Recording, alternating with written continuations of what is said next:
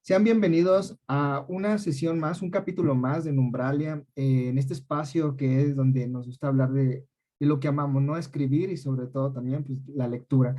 En esta ocasión tenemos a un invitado muy especial, es Miguel Ángel Hernández Acosta. Él es autor hidalguense. Su primera novela fue Hijo de Hombre en el 2011. Y bueno, ese personalmente ha sido un profesor que me ha tallereado en alguna ocasión.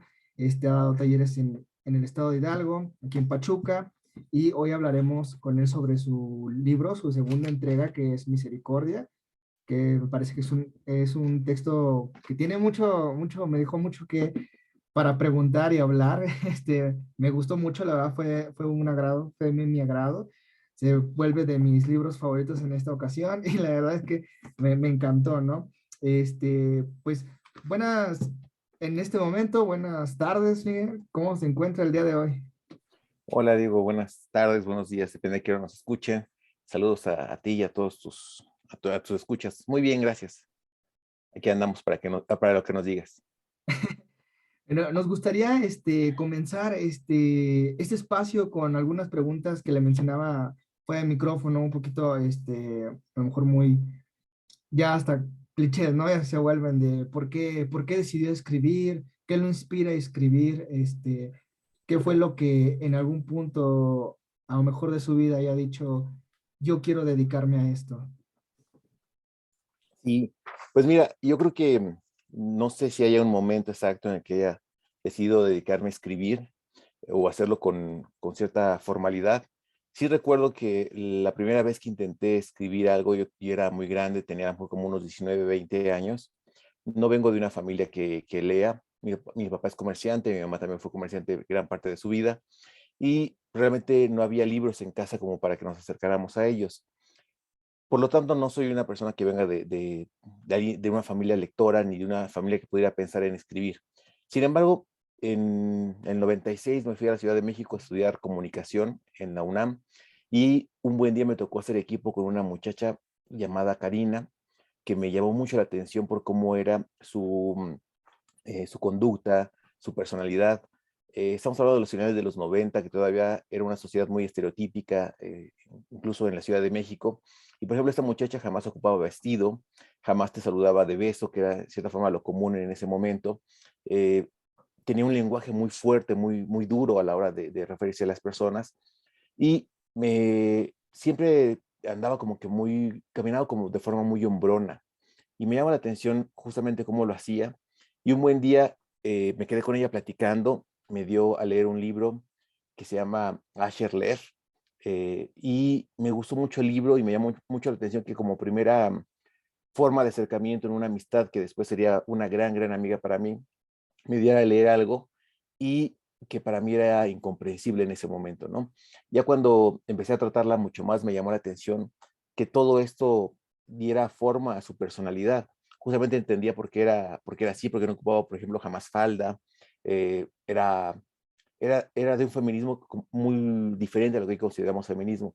Y un buen día, regresando a Pachuca, a casa de mis papás, que es donde pasaba los fines de semana, se me ocurrió escribir una historia de eh, un hombre que tuviera todas las conductas femeninas, un poco en contraposición con Karina, que era mi amiga, ella que tenía muchas conductas muy masculinas, este hombre que tuviera muchas conductas femeninas. Y lo que resultó, pues fue una historia que hoy entiendo muy inocente, pero que me hizo creer que podía escribir. Después escribí otro texto para una clase en el que también exponía un poco a un adolescente, bueno, una persona de 20 años que se enfrenta a la sociedad, una sociedad diferente que era la del Distrito Federal en comparación de la de Pachuca, y cómo ve esto y todas las cosas que podría plantearnos esta diferencia. Y tuve la suerte que mis papás vivían muy cerca de un escritor, un muy buen escritor hidalguense, que es Agustín Ramos, el maestro Agustín Ramos, y tuve la osadía de un día decirle, oiga, pues sabe que hay que escribir dos textos y me gustaría que los leyera a ver qué piensa de ellos o no. Por fortuna jamás me dijo lo que pensó, pero me dijo, ¿sabes qué?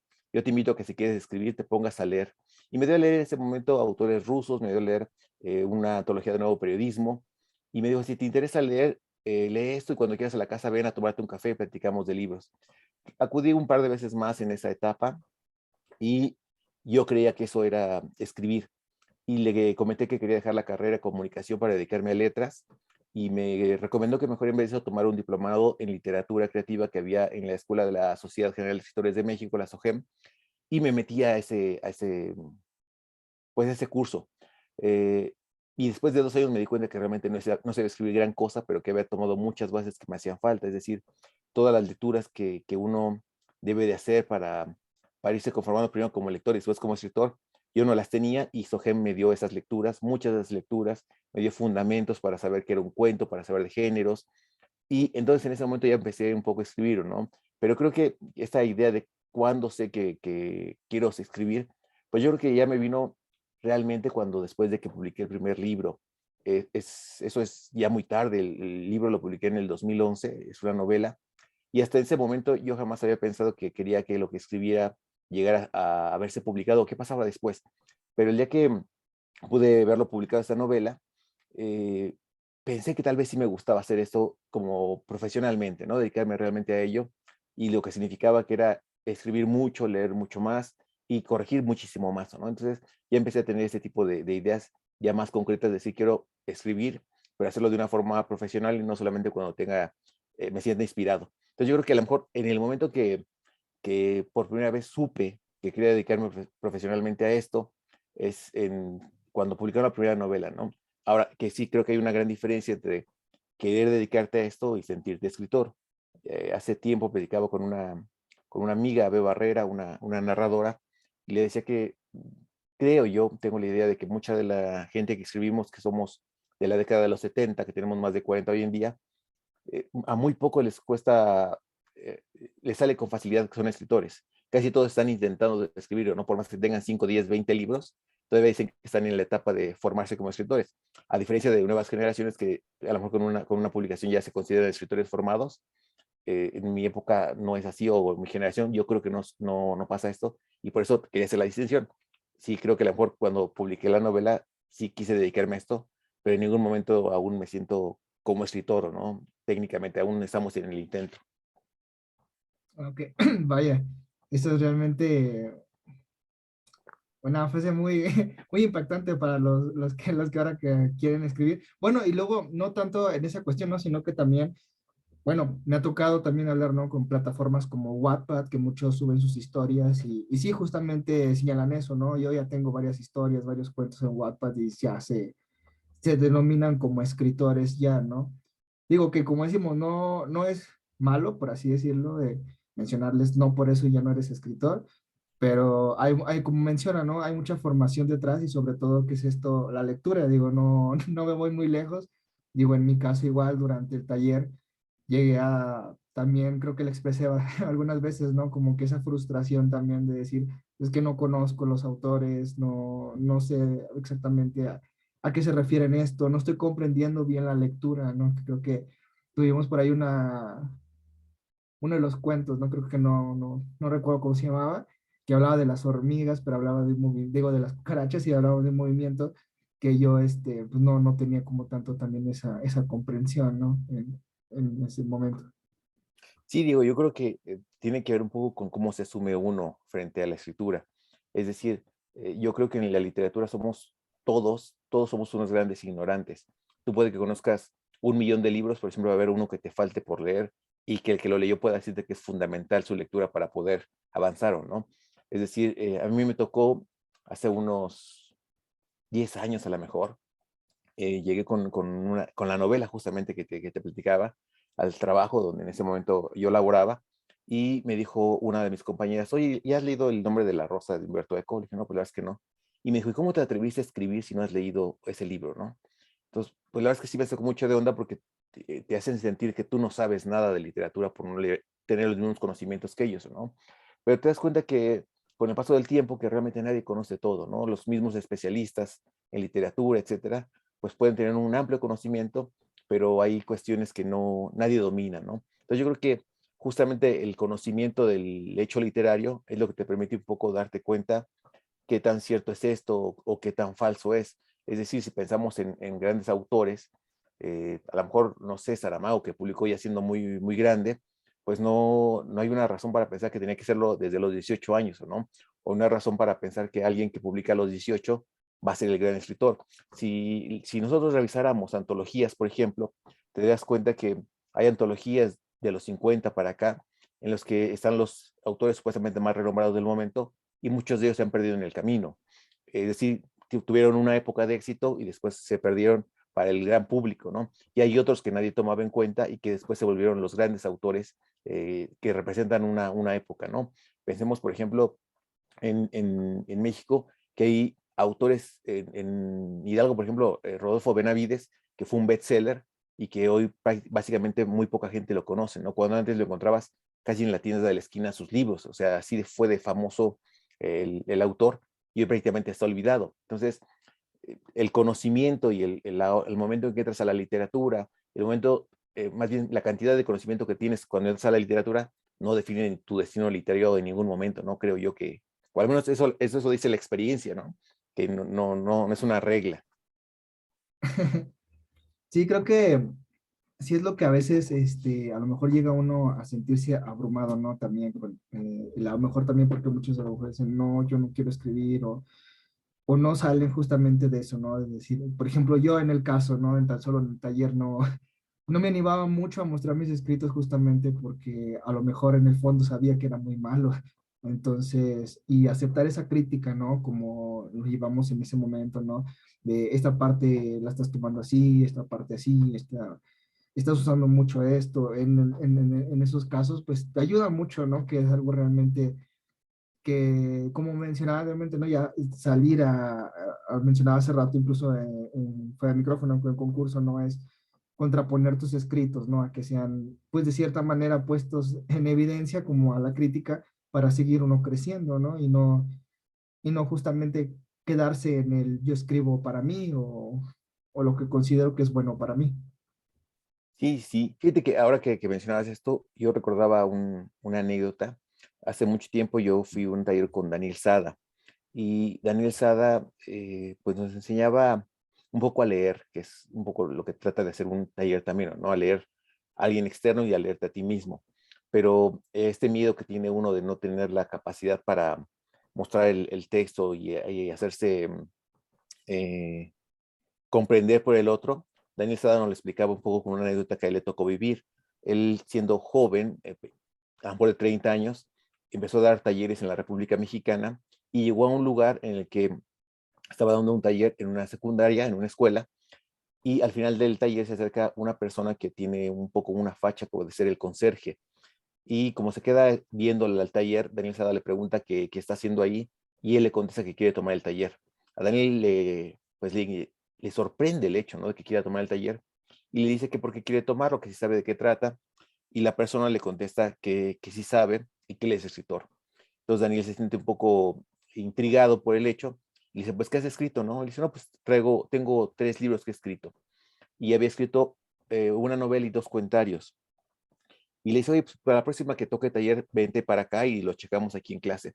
Y justamente pasa esto, la persona que dice ser escritora se llama Juan Crisóstomo Álvarez y llega al taller y no quiere quedarse a tomarlo, pero le entrega a Daniel Sada esos 3 tomos y Daniel le promete que para la próxima vez que se vean ya los habrá leído. Este hombre se va y Daniel Sada lee los 3 libros y dice que eran una maravilla. Dice, para Daniel Sada, Juan Crisóstomo Álvarez era el mejor escritor de México. A la próxima vez que llega, le dice que quiere publicarlos, etcétera, y él dice que no, que le da bastante pena. Y empiezan a platicar y se da cuenta que Juan Crisóstomo Álvarez es un alcohólico que vive en una casa de prácticamente con láminas, de techo de láminas, tiene solamente una máquina de escribir y antes de escribir le cuenta las historias a un amigo teporochito también con el que toma cerveza en las noches y cada que se pone a escribir, ya estando borracho, la mujer lo regaña, la esposa lo regaña, y dice, ¿sabes qué? Deja eso, me harta que estés escribiendo. Y él, cada momento que la esposa se va, decide escribir.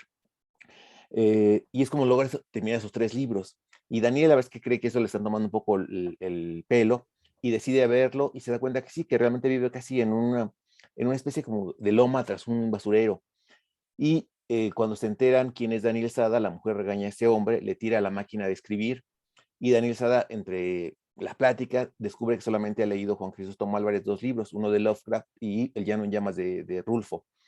Entonces, ¿sabes qué? Mínimo préstame un libro para que lo muestre, porque creo que escribes también que pueden darte una beca. Se lleva el libro Daniel, le aceptan que ese hombre vaya a un congreso de escritores. El hombre va al congreso de escritores y cuando empieza a plantearse la idea de escribir formalmente, le dice a Daniel que le entregue el libro para que le haga unas últimas correcciones y se lo lleve ya terminado. Y pasa una semana, 2 semanas, 3 semanas y el hombre desaparece. Y se dan cuenta que este hombre, que era conserje de una escuela, había empezado a llamar la atención en el periódico local, habían sacado un reportaje de este hombre y se había enterado el director de la escuela.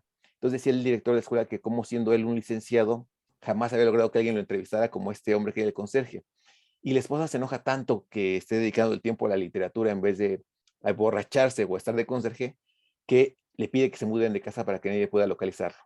Y entonces, cuando Daniel trata de obtener esto, lo único que quedaba de registro era una copia de un cuento que se llama El Güero Aguamielero, que habían publicado en una revista que se llamaba Norte. Que Norte después se va a conjuntar con otra para que va a formar Tierra Adentro, que es la revista hoy de Tierra Adentro.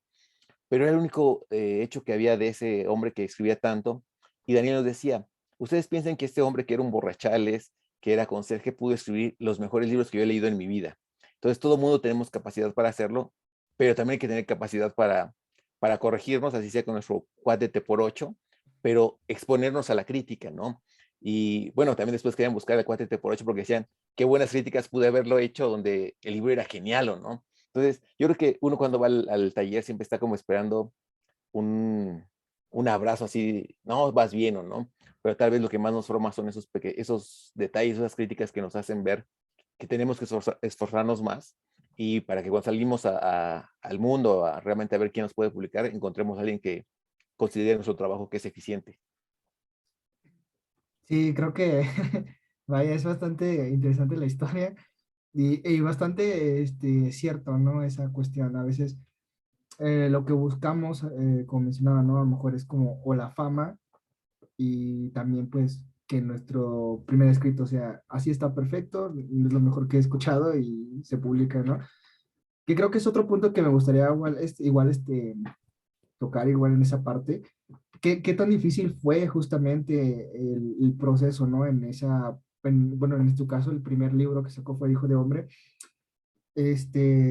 ¿Cómo fue ese proceso para llegar, ¿no? Justamente a ser publicado o qué puertas, se tocaron a lo mejor, ¿no? Porque igual digo, hay quienes hacen en su caso como tiene algo, ¿no? Convocatorias, etcétera. Pueden haber mil cosas, pero también, a lo mejor después de ahí, ¿qué sucede, no?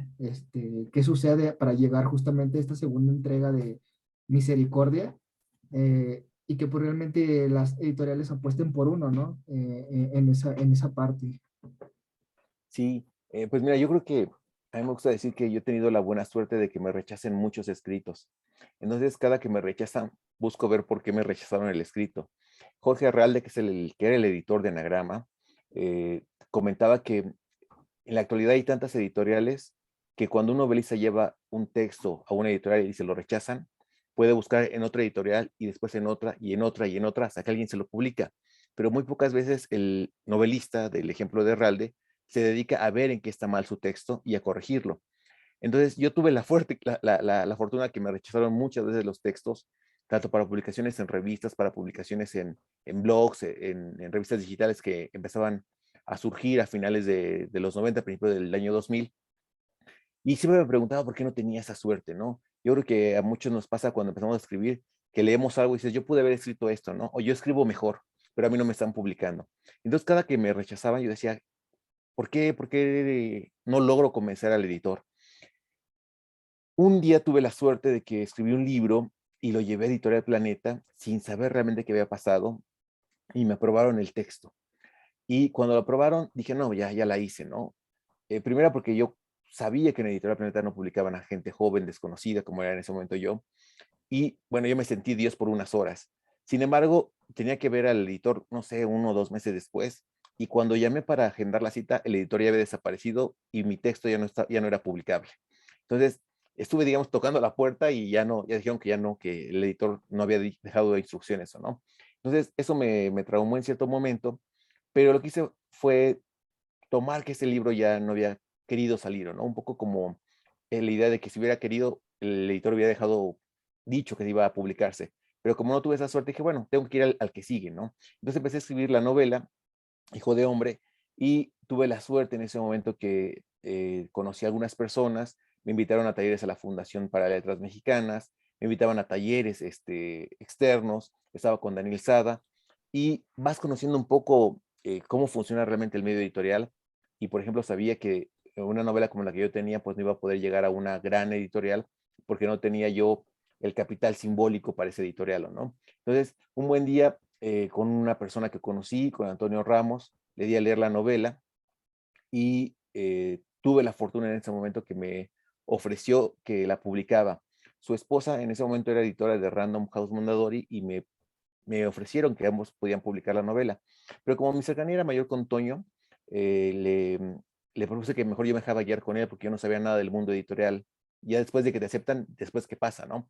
Y me decidí por Editorial Yus, que también tuve suerte en la editorial, y poco a poco te das cuenta que tiene mucho que ver en qué catálogo entras, quiénes son tus compañeros de catálogo, un poco para que te distribuyan. Obviamente, si tú eres, yo siempre me pongo como ejemplo, si yo soy Miguel Ángel Hernández y estoy al lado de Elmer Mendoza, me parece que es lógico que la editorial va a promocionar más a Elmer Mendoza, que tiene muchos más libros que yo, en vez de a mí. Entonces, un poco tiene que ver también uno saber en qué editorial se puede insertar tu libro, por género, por temática, por el número de páginas. Es decir, hay muchos factores más allá de la calidad que permiten que un libro entre en un catálogo. Y después de eso, yo creo que también en la historia de la literatura nos damos cuenta que puede haber muchos primeros libros, pero segundos libros cada vez son menos, terceros libros son cada vez menos, y poco a poco va decayendo el ánimo porque cuesta trabajo, ¿no? A menos que logres tener muy buena fortuna con un primer libro, es difícil que te publiquen un segundo sin preguntarte nada. Entonces, el segundo libro, que es Misericordia, el segundo libro individual que saqué, que es Misericordia, que es el que tú leíste, lo trabajé mucho tiempo. Yo soy una persona que me gusta escribir, pero corregir mucho más. Me dedico a la corrección de estilo, tal vez por eso hay el defecto o la virtud. Y con Misericordia lo empecé a escribir cuando mi hijo recién nació. Eh, Me gusta contar la historia que mi hijo tenía un problema de digestión y había que darle de una medicina en la madrugada, a las 4 de la mañana. Entonces, nos tardamos dándole la medicina como una hora. Entonces, de 5 a 6, digamos que yo podía regresar a dormirme y a las 6 tenía que pararme para irme a trabajar. Entonces, mejor decidí que de 5 a 6 me iba a poner a escribir. Y entonces, durante un año más o menos estuve trabajando historias. Después de ese año empecé a ver cuáles me gustaban, cuáles no me gustaban. Y de las que me gustaron, empecé nuevamente a trabajarlas. Saqué un compilado primero de 7 cuentos. Y con ese libro que estaba listo, empecé a trabajar como unos 2 o 3 años, claro, con diferentes tiempos, hasta que quedó propiamente Misericordia y lo empecé a mandar a algunas editoriales. Eh, Te digo que he tenido la suerte de que no me acepten y me rechazaron en varias, que cada que llegaba un rechazo me ponía nuevamente a trabajar el libro. Y por último llegué con Libros Ampliados, que es quien lo edita, lo edita junto con lo coedita junto con la Universidad Autónoma de Nuevo León, y les propuse el libro. Eh, el tiempo de dictamen fue muy largo, la verdad un poco yo pensé que iban a rechazarlo también, y el día que recibí la llamada del editor me dijo que quería publicar el libro, pero quería quitar un cuento en particular. Yo la verdad es que le dije, bueno, ¿por qué quieres quitar el cuento? Y lo que él me explicaba es que él había notado algo que yo no había visto como autor, que todos los cuentos iban sobre la paternidad, y justamente el que quería quitar no trataba sobre paternidad. Dije, bueno, sí, ese es el argumento perfecto, ¿no? Y nos sentamos a editarlos juntos, y quedó el libro, ¿no? Probablemente ya estaba muy terminado, solamente vimos algunas cosas pequeñas que podían servir, el orden de los cuentos, y se logró la coedición con la Universidad Autónoma de Nuevo León y salió, pero digamos que han sido ambos, estos dos libros en particular, libros que me ha costado mucho trabajo publicarlos, pero que no he decaído en el intento, pero cada que me han dado un rechazo he vuelto a ellos para ver qué se podía mejorar, ¿no? No sé si eso responde un poco a lo que me preguntabas, Diego. No, sí, creo que realmente Algo que a lo mejor fue yo lo que nos pueden escuchar, pueden decir, no, digo, por estas plataformas que ya existen, porque me ha tocado escuchar muchos compañeros que Wattpad, sube a Wattpad, escribe todo así, pero yo creo que el reto realmente a lo mejor es salir justamente también de eso, ¿no? Que no nada más se conozca entre amigos, ¿no? Sino que tenga una buena crítica, a lo mejor no está bien dicha la expresión, pero digamos que alguien que sí sabe, pues de cierta manera lo pueda destrozar para que tú puedas ir creciendo también, ¿no? Si no bueno, en mi caso, como me sucedía, digo, en el taller, sobre el abuso de los adjetivos, yo lo consideraba adecuado y en el momento, pues, era algo entorpecedor, ¿no?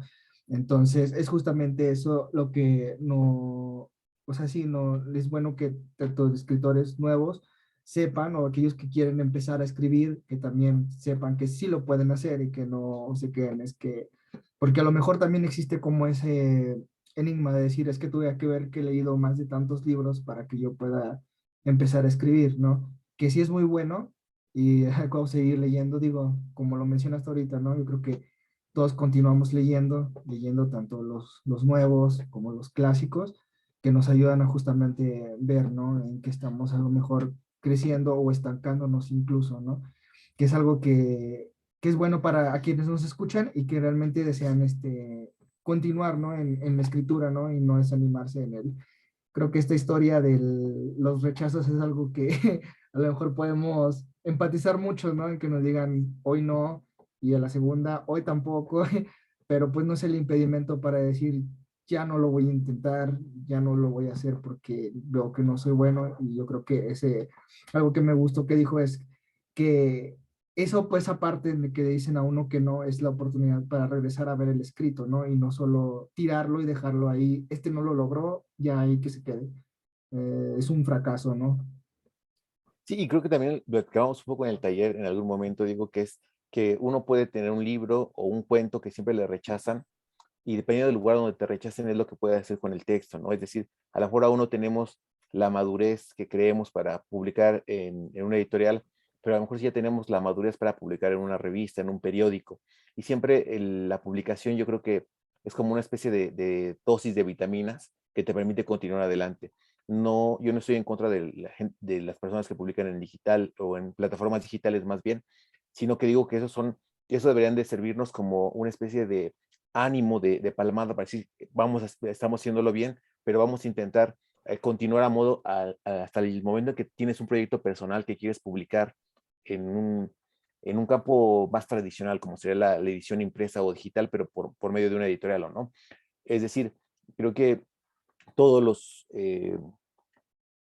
todas las opciones de publicación son buenas y eso no habla de calidad o de no calidad, sino que habla de una forma de que uno va dándose ánimos para continuar en eso de la escritura y a partir de ello tratar de mejorar. Eh, pero, pero viéndolo en el sentido de que el rechazo sí nos duele, como cualquiera, pero tiene que ayudarnos también a visualizar qué está mal. Pensemos nosotros como lectores, sino como los autores. Yo como lector no me gusta esto, ¿por qué no me gusta? Incluso hace poco hablaba con una autora joven, Sofía Morfín, y platicábamos esto, que hay veces que incluso de los libros malos se aprende mucho más que de los libros buenos, ¿no? Porque nos damos cuenta como lectores qué es lo que está mal, y eso es lo que tenemos que ver en nuestros escritos. Un rechazo porque nos están rechazando, porque a alguien no le gusta nuestro cuento en el taller, y también considerar un poco, creo que también hablamos eso, digo, en algún momento que, pues el taller son 2, 4, 8, 10 ojos viendo tu texto, pero no son 10 ojos que tengan la verdad sobre el texto, ¿no? Es decir, son lecturas posibles, pero no son lecturas correctas necesariamente. Muchas veces el gran problema de los talleres es que terminan desembocando en un grupo en el que se critica mutuamente, pero muy pocas veces ven las cosas buenas que tiene un texto o muy pocas veces se animan a continuar o no. Muchas veces por eso los talleres empiezan con 15 personas y terminan con 5 que son los que resisten los golpes duros que da el taller, ¿no? Cuando tal vez era un muy buen escritor, uno de los 10 que se fueron, pero que no tuvo, no quiso soportar pues ese mal rato que es el que te critiquen de repente de forma indiscriminada, porque también hay que considerar que muchas veces el taller termina en eso, ¿no? En una crítica que no ayuda, sino que nada más lo que quiere es demostrar que estás mal y tampoco funciona un taller de esta manera, ¿no? Bueno, es mi punto de vista. Sí, yo creo que los, Creo que hace mucho les contaba a los diferentes capítulos de Numbralia, les he mencionado, ¿no? Que a lo mejor pudo haber sido una de las críticas más fuertes, que a lo mejor pude haber dicho, no es para mí, y siempre lo menciono, que fue usted, ¿no? Que me había dicho, o sea, me decía, la intención está, ¿no? Pero a lo mejor es por otra línea, ¿no? En este caso me mencionaba que era un poquito, se me ve un poquito más, no afinado, pero como que un poquito de cierta manera irme por la poesía, ¿no? Que es lo que mencionaba. Entonces, yo creo que cualquiera, a lo mejor les mencionaba ya anteriormente, que cualquiera se habría agüitado en ese momento y habría dicho, ¿sabes qué? Ya me dijo que no soy bueno, ya hasta aquí, ya no vengo. Pero sí, justamente es lo que pues me ayudó justamente a crecer, ¿no? Y a lo mejor hasta ver otro panorama, ¿no? Que a lo mejor también podría ir descubriendo, explorando y como lo decía, ¿no? No sé si ahorita no recuerdo, pero sí recuerdo que hace mucho nos dijo, ¿no? No sé si fue usted o lo vi o lo leí en algún otro lado en que decían que muchos periodistas no son escritores literarios y muchos escritores literarios no son periodistas. Entonces yo creo que, bueno, yo lo tomé como por esa parte, ¿no? A lo mejor sí está la intención, pero es ir por otro rumbo en el que a lo mejor no estoy descubriendo, ¿no? O descubriendo mi identidad para irme sobre esa parte, ¿no? Y pulirlo un poco más, que es lo que a lo mejor puede sonar rudo, ¿no? Sí, mira, yo, por ejemplo, pienso un poco, ¿no? Una, no es que uno no sea bueno para escribir, es que tal vez eres mejor para otro tipo de escritura. Te pongo un ejemplo, tuve un compañero con el taller de Daniel Sada, que cada que llevaba un texto narrativo siempre lo rechazaban, ¿no? Y le veían muchos defectos, pero sin embargo manejaba un ritmo muy importante en sus textos. Y cuando terminamos el taller con Daniel Sada, probablemente lo acabamos un poco antes de que él muriera, pues él estaba un poco desencantado de que no sabía escribir narrativa. Y alguien le dijo que escribiera poesía. Y ahora este joven tiene tres antologías personales, una en España, una en Argentina y en México otra, ¿no? Es decir, puede que uno se considere apto para narrativa, pero a lo mejor eres bueno para poesía. No es que seas malo para la narrativa, sino que tal vez no tienes la sensibilidad narrativa, pero tienes la sensibilidad poética, ¿no? O la sensibilidad para escribir teatro. Es decir, yo creo que la mayoría de las personas tenemos la capacidad de escribir literariamente hablando, pero tenemos que encontrar un poco por dónde vamos, ¿no? A mí me gusta también pensar que el trabajo continuo es el que te hace escritor, más que que nazcas tocado por Dios, ¿no? Para ser escritor. A mí le platicaba a unos alumnos hace poco en un diploma que doy ahora, que una anécdota muy personal que me gusta, un poco cuando me siento triste lo pienso, ¿no? Tenía un compañero que era excelente escritor cuando cursé el diploma de SOGEM, y una vez yo le decía, es que me cuesta mucho escribir, y me decía, es que tú no eres escritor. O sea, yo soy escritor, yo soy el que sabe escribir, yo soy el que tiene buenas imágenes, soy el que sé escribirlas y contar las historias, etcétera. Y la verdad es que lo hacía con buena intención, o sea, era una crítica de muy de amigos, ¿no? Y lo tomé como tal. Y decía, bueno, es que tal vez si me esfuerzo logro hacerlo, ¿no? Logro, si quiero escribir un renglón que me justifique. Y bueno, al paso de los años, después de 20 años, 23 años ya de ese diploma de SOGEM, pues este compañero no ha publicado un solo libro y yo tengo la fortuna de haber publicado algunos, ¿o no? Es decir, yo tuve la constancia para seguir haciéndolo y él, aunque tiene el genio creativo, no ha tenido la constancia para buscar una publicación. Es decir, son factores que a veces pensamos que nos hace escritores o no, pero simplemente eh, son factores que estimulan una publicación, pero no significa que yo sea más escritor que él por haber publicado, sino que yo tuve la constancia para llegar a la publicación y él no la ha tenido, pero tal vez él es mucho más escritor que yo, tal vez él lo era en aquel momento mucho más de lo que yo he logrado ser hasta hoy, ¿no? Pero son muchos factores que a veces nos desaniman cuando los vemos desde un solo ángulo, pero realmente pues muchas personas podemos escribir, podemos esforzarnos y llegar a un momento a tener una revelación creativa que nos permita teclear algo que valga la pena, ¿no? Sí, sí, creo que sí, porque realmente es como que la parte en que muchos te podemos, como mencionaba anteriormente, ¿no? A lo mejor es que todo, bueno, que es como lo que hace una, bueno, he visto últimamente, a lo mejor yo en redes, ¿no? Que los que nacen con talento y los que se hacen, ¿no? Y que siempre hay ese debate. Entonces, sí, yo creo que el ser constante, como mencionaba, ¿no? Que es como me acuerdo que nos mencionaba poner como un horario hasta eso también, ¿no? De tal hora a tal hora me dedico solo a escribir y ya lo demás mis actividades y seguir siendo constante y creciendo y seguir escribiendo, que es lo que nos mencionaba, ¿no? Creo que es algo muy importante, ¿no? No rendirse y justamente, sí, eh, cambiar un poquito a lo mejor un poquito de tema, un poco abrupto, pero para mencionar un poquito de sobre su libro, algo que mencionó hace rato, yo creo que ya lo dejó muy claro, pero o quiero hacerlo un poquito mejor, más obvio, no sé.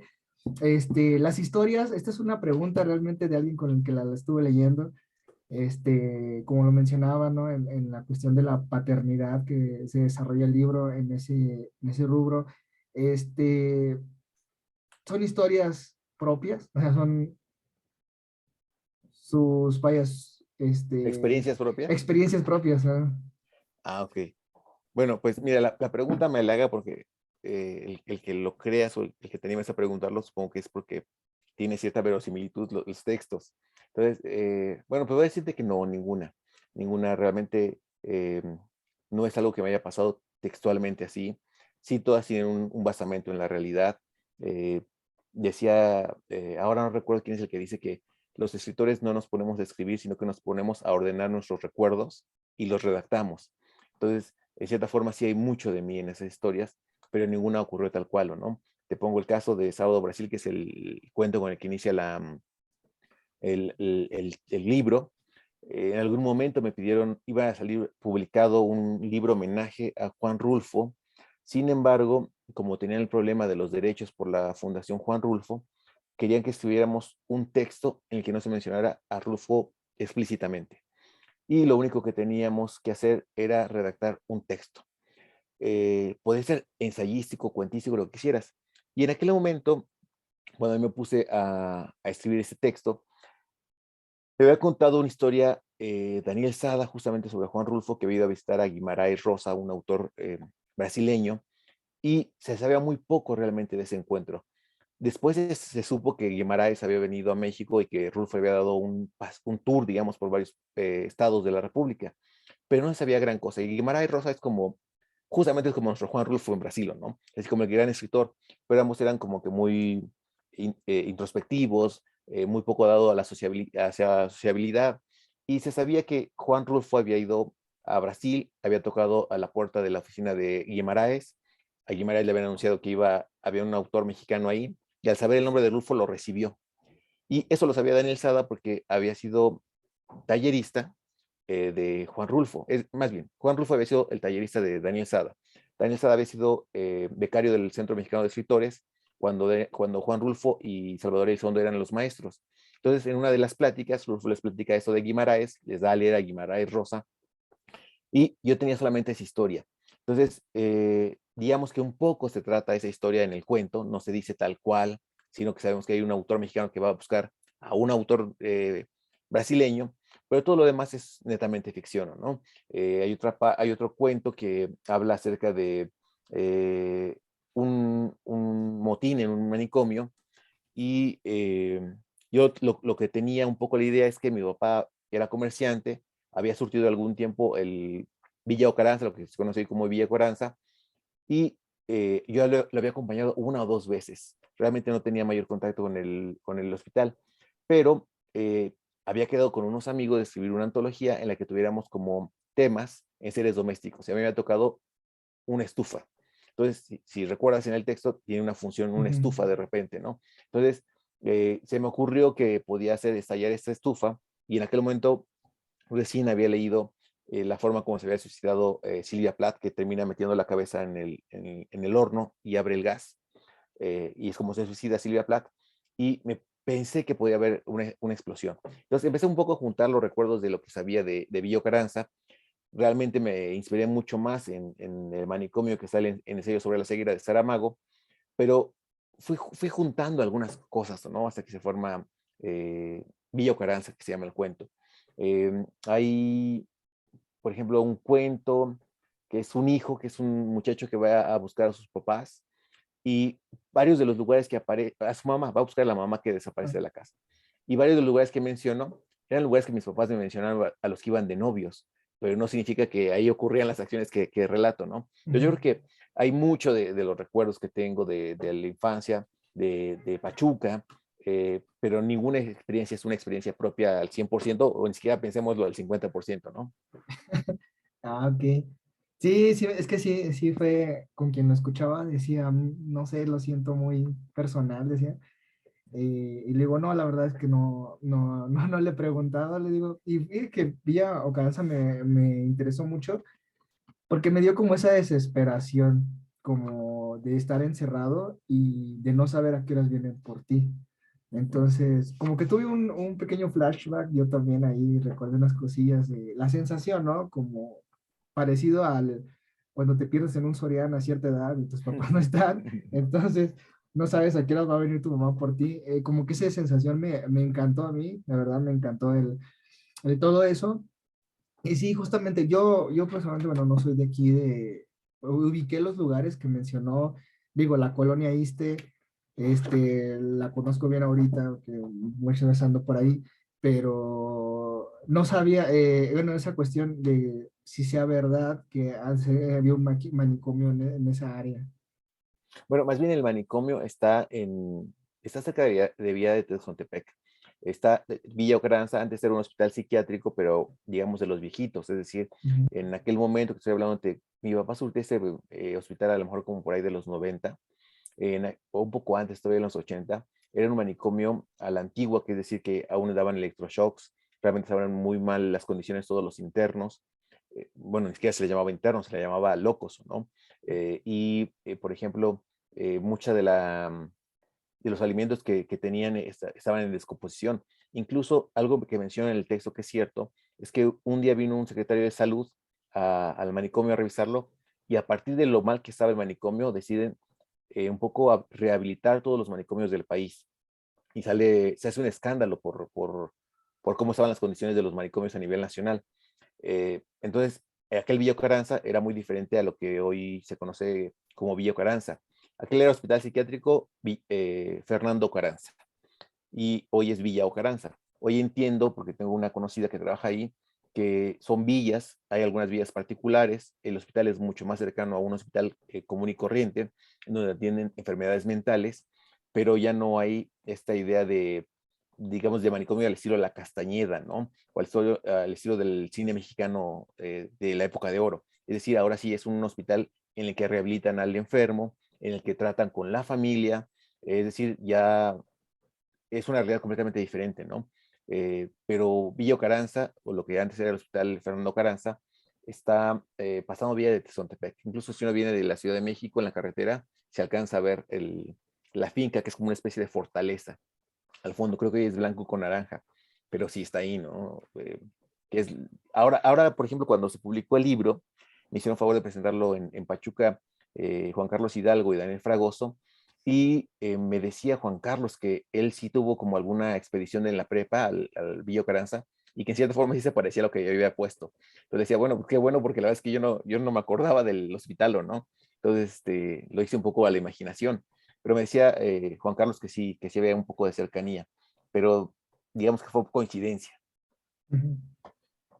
Y por esa parte, bueno, a lo mejor porque es un tema, bueno, no sé si en ese momento se publicó, habría existido algún problema con respecto, ajá, no sé si me entiendo más o menos como a lo mejor decir profanar, digamos, una institución, ¿no?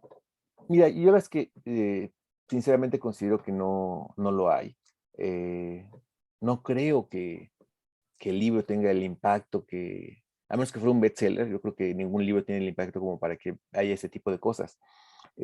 Voy a contarte una anécdota que me contó Gonzalo Martré, es un autor hidalguense, y le habían dado una medalla al mérito artístico en Hidalgo, y se la tenía que entregar el antiguo gobernador Francisco Olvera.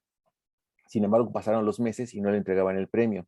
Y alguien le contó que no le iban a entregar el premio porque en algún cuento se había burlado de Francisco Olvera, le ponía como Paco Olvera y le ponía como integrante de un circo. Ah, pues creo que en el taller justamente leímos ese texto del Canelo.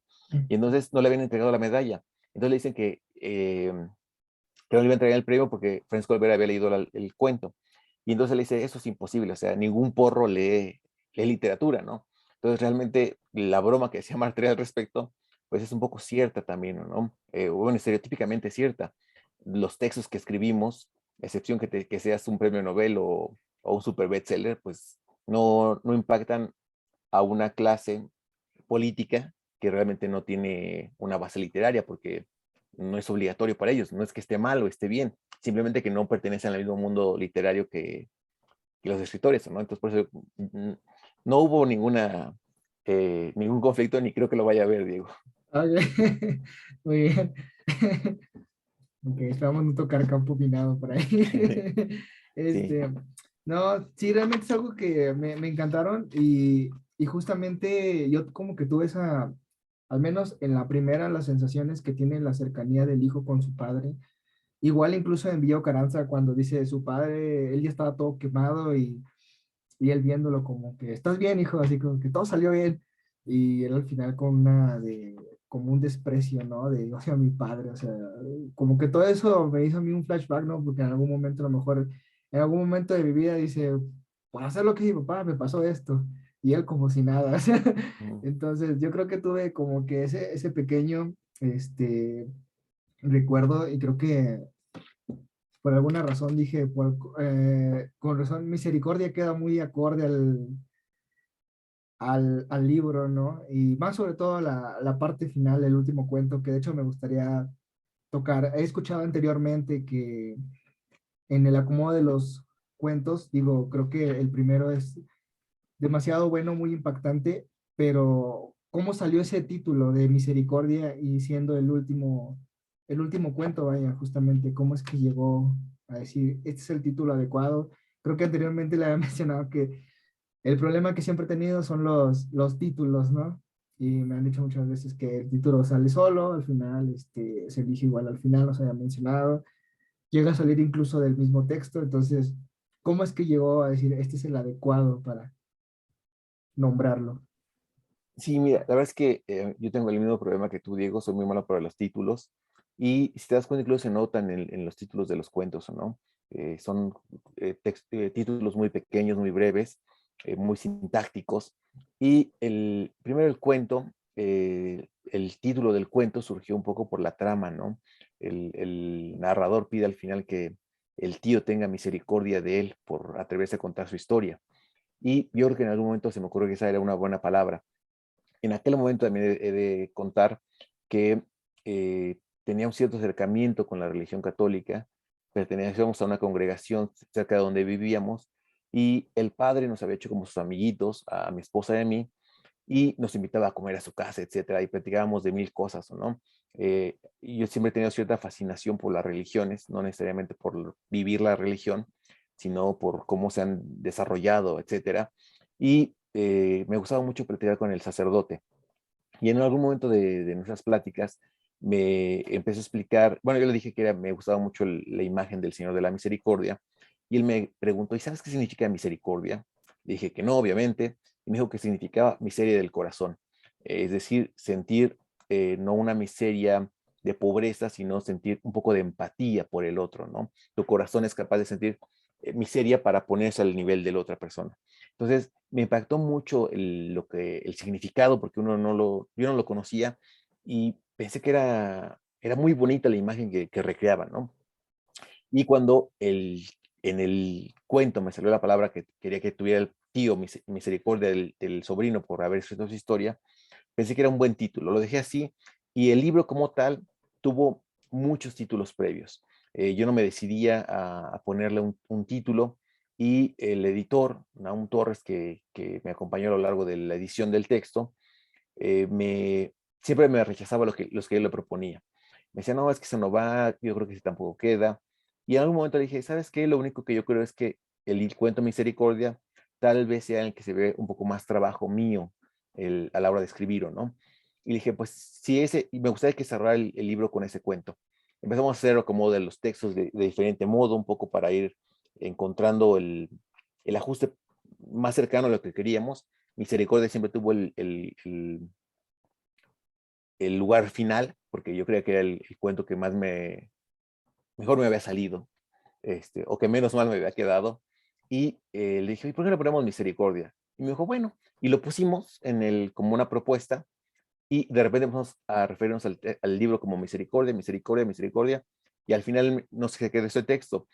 Realmente me preocupaba porque decían que si era muy católico, porque el primer libro se llamaba Hijo de Hombre, y el segundo se llamaba Misericordia. Entonces, dije, no, pues realmente fue una coincidencia, ¿no? Pero fue así, Diego, fue una cuestión que surgió y que terminó quedándose un poco por la manera de referirnos al libro durante los meses previos a su publicación.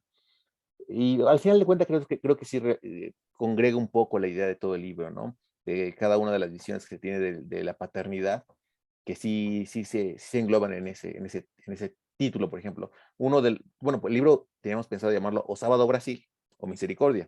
Terminó llamándose Misericordia y Sábado Brasil solamente quedó como el título del primer cuento. Vaya. No, sí está, sí, de hecho, cuando leí el libro y dijo, estaba el cuento, dije, ah, no, como que todo te cierra al final, te conecta todo, que juega justamente sobre esa línea. A lo mejor como una pregunta personal de alguien que lo leyó conmigo, esta vez que lo estuve leyendo con alguien más, y me preguntó algo que le llamó mucho la atención, es en el cuento de un presentimiento. Realmente, pues, no sé si sea más bien como una queja, pero dice, ¿por qué lo dejó tan abierto? Dice, quería saber si se habían muerto. Ya ve que durante toda la trama el cuento es, Ujú. algo va a pasar mal, ¿no? Algo nos va a pasar porque todo va demasiado bien, todo es tan perfecto, que siento que algo va a pasar. Y de hecho es la trama del cuento, creo, la que siempre va diciendo, ¿no? Va a pasar esto, si hiciste el otro, y al final. Sí, pues mira, yo creo que un poco te cuento cómo surgió el texto. Yo soy un obsesivo con ganarme el melate, que nunca he tenido suerte, pero como me gustaba jugar melate, decía, bueno, si un día me gano el melate, ¿qué va a pasar de las 8:30 que dan el resultado 9 de la noche al día siguiente que puedo ir a cobrarlo? Entonces decía, bueno, primero me voy a volver loco porque voy a saberme millonario. Y enseguida a lo mejor, si le digo a mi esposa, ¿qué tal si me mata ella, no? Para quedarse con el dinero. Entonces empezaba un poco a especular, ¿o no? Pero después de cuando acababa ya yendo a cobrar el boleto al Melate y recibiendo todo el dinero en la cuenta bancaria, decía, bueno, ¿qué es lo que voy a hacer o no? Entonces uno siempre piensa, no, sabes que voy a pagar mis deudas, voy a darle educación a mi hijo, voy a comprarme una casa, un carro, te da sus gustos o no, pero yo siempre he pensado que el Melate, si te tocan 300 millones, pues para resolver todo eso requieres a lo mejor, ponle 50 millones, 100 millones, pero te quedan 200 o no. Entonces decía, uno nunca sabe qué hacer cuando le va bien, porque como su mentalidad es, bueno, pues si hoy tengo buena suerte me va a llegar un premio de 500,000 pesos, pero nunca piensas en tener exceso de dinero. Entonces, planteé el texto en esta familia de esposos que tienen un bebé recién nacido, que tienen una herencia que no esperaban y que después de que han liquidado todas las deudas, aún tienen dinero, ¿no? Entonces yo pensaba, bueno, ¿qué puede pasar? Pues uno siempre piensa, yo creo como mexicano, que en algún momento tiene que irte bien, porque nunca creemos que te puede ir bien si que te vaya mal. Entonces dices, pues los boxeadores les va bien, pero al final acaban su vida en la miseria, ¿no? O el que se gana la lotería termina siendo pobre. O aquel que le va muy bien durante su vida económica activa termina siendo un anciano con no tantos recursos, ¿no? Porque se acostumbró a un tipo de vida. Entonces, pensé en escribir el cuento a partir de ese miedo de que si te estaba viendo bien, en algún momento tenía que irte mal, pero creo que todo el cuento es una especulación. Por eso el cuento al final es tan abierto, ¿no? Porque realmente todo el miedo que se genera en el texto viene de los presentimientos de la pareja porque en algún momento va a llegar la catástrofe, pero cada que piensan ellos en una nueva catástrofe no llega. Entonces, pareciera que la vida puede ser feliz, pero uno está acostumbrado a que sea infeliz. Entonces, ¿qué pasa en ese momento? Pues que si tú continúas pensando que va a llegar la fatalidad, así seas el hombre más dichoso, siempre vas a estar triste o infeliz porque esperas que algo malo vaya a pasar. Entonces, un poco por eso es el final abierto, ¿no?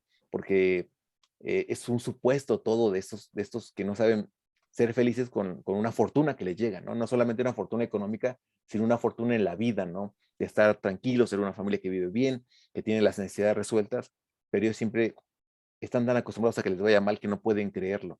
Entonces, un poco era esa disyuntiva, ¿no? Yo creo que acabarlo como que eran felices resultaría falso, pero acabar si acababa yéndoles mal también era falso, ¿no? Porque era como concretar la idea de que no puedes ser feliz sin que te pase algo malo al mismo tiempo.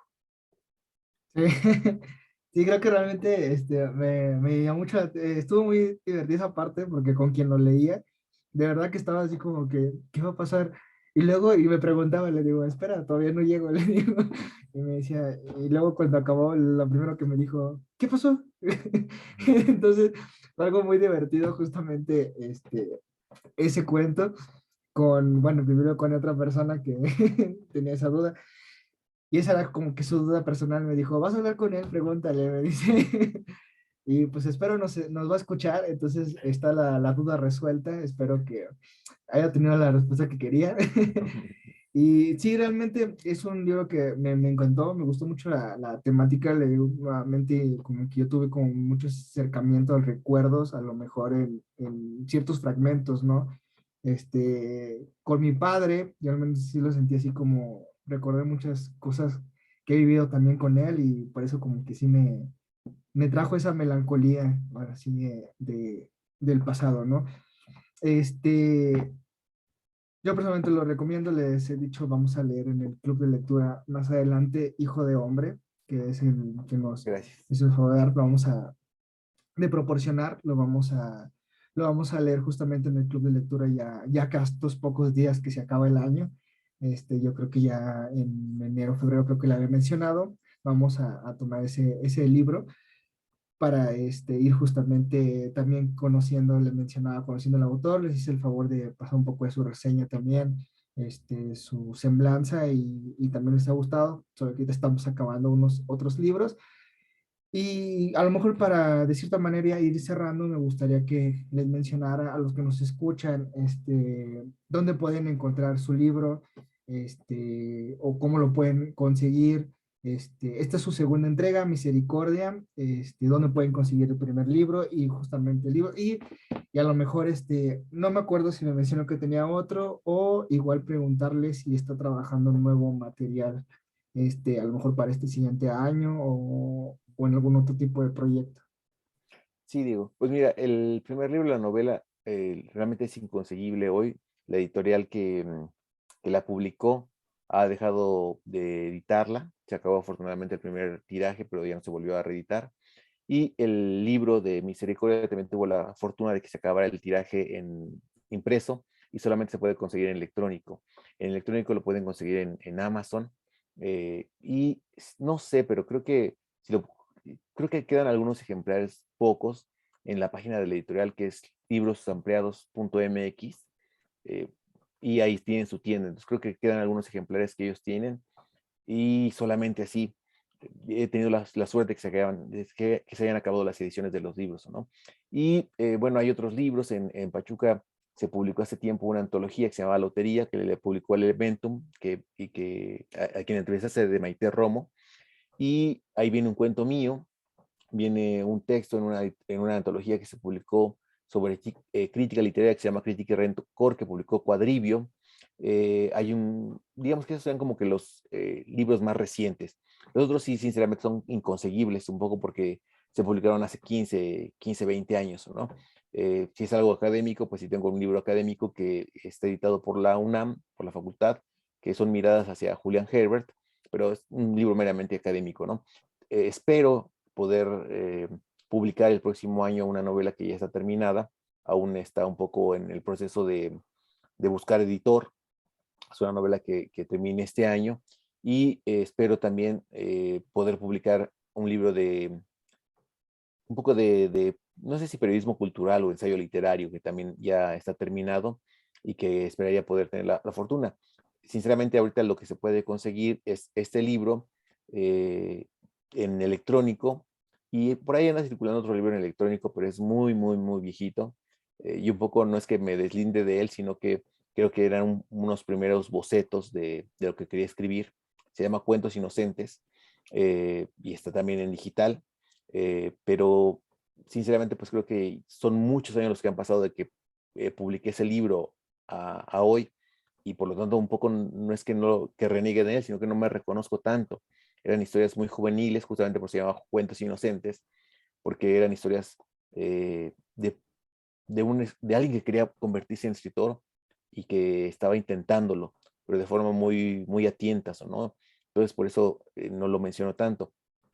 Y bueno, ojalá que en el 2022 salga la novela, esperemos. Se publicó hace poco un adelanto de la novela, me hicieron favor un centro de artes de Monterrey de publicarlo, entonces también se consigue un poco ese adelanto, pero esperemos que la novela salga pronto también.